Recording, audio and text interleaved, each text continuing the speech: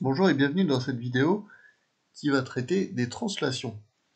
Alors, une translation ou un déplacement d'un point vers un autre, comme on va ici faire la translation du point G vers le point H, doit partir d'une figure, comme ici on va avoir un quadrilatère et un cercle en exemple, et à partir de cette figure, on va avoir donc la même figure non déformée, c'est-à-dire qui va conserver les alignements, les angles, les aires, mais aussi les volumes si on était en 3 dimensions, et donc sans la déformer comme je le disais tout à l'heure.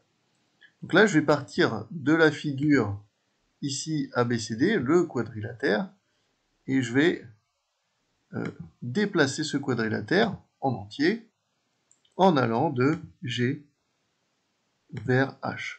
Et on obtient le même quadrilatère, vous voyez ici, GH c'est 1 carreau, 2 carreaux vers la droite, 1 carreau, 2 carreaux vers la droite. Et donc là on peut se servir de quadrillage sur cet exemple-ci. On part du point 1, on fait la même chose, c'est-à-dire 2 carreaux vers la droite, 2 carreaux vers le haut. Pour le point B, même chose, pour obtenir B'. Pour le point C, même chose, on obtient C'. Et pour le point D, même chose, on obtient D'.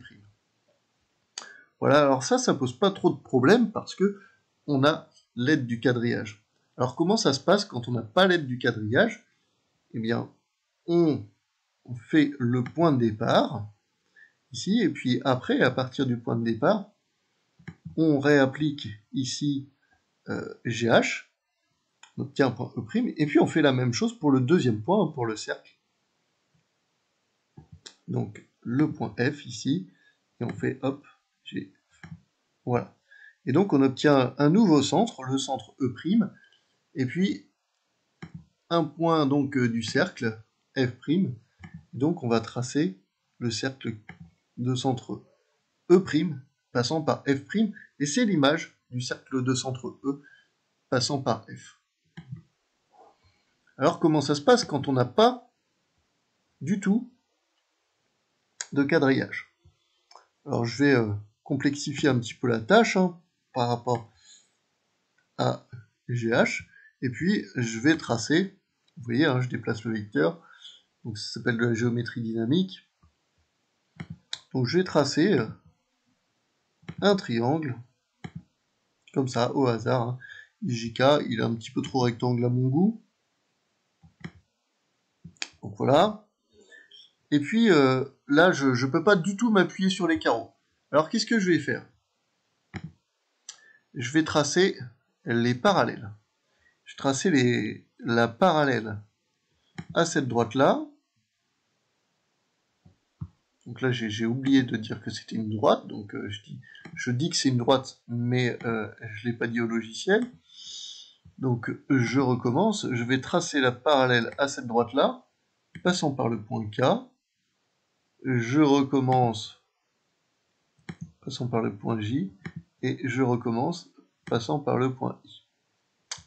Bon, ok. Et puis après, avec le compas, je prends l'écartement, ou je le prends à la règle, l'écartement, la longueur.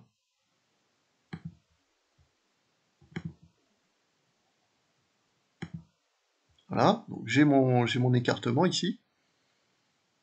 Ou alors, je vais vraiment le faire à la règle. Il y a quelque chose de mieux à la règle, il y a quelque chose de plus simple en fait. Et avec le logiciel, bon, j'y ai pas trop pensé, mais c'est vrai que ça peut être intéressant. Donc, GH, ça fait 4,36, comme on le voit ici. Et donc, après, j'ai plus qu'à tracer 4,36 à chaque fois à partir donc des anciens points.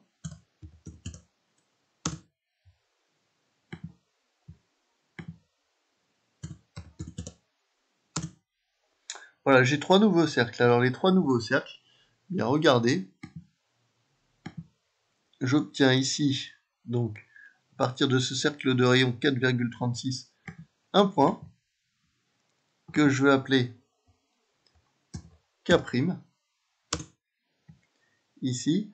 Donc le cercle ici de rayon 4,36 sur la parallèle, j'obtiens même chose un point que j'appelle J', qui est l'image de J par rapport à la translation qui transforme G en H. Et enfin, un dernier point. Donc le cercle, hein, sur une figure habituelle, ça sera juste un coup de compas. Et donc là, c'est le point I'. Donc en fait, qu'est-ce que j'ai fait? J'ai tracé des parallèles à ma transformation de G en H, à mon segment GH.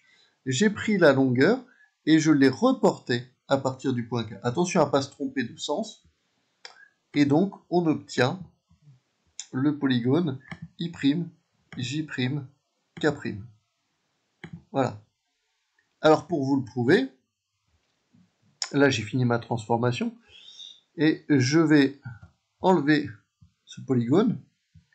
Puis regardez, ce que je vais faire, c'est que je vais demander encore une fois la transformation de ça par rapport, de ce triangle par rapport à la transformation qui passe de G en H. Et regardez, hop, ça arrive exactement où on a voulu. Voilà, merci de m'avoir écouté. Bon travail à vous. Au revoir.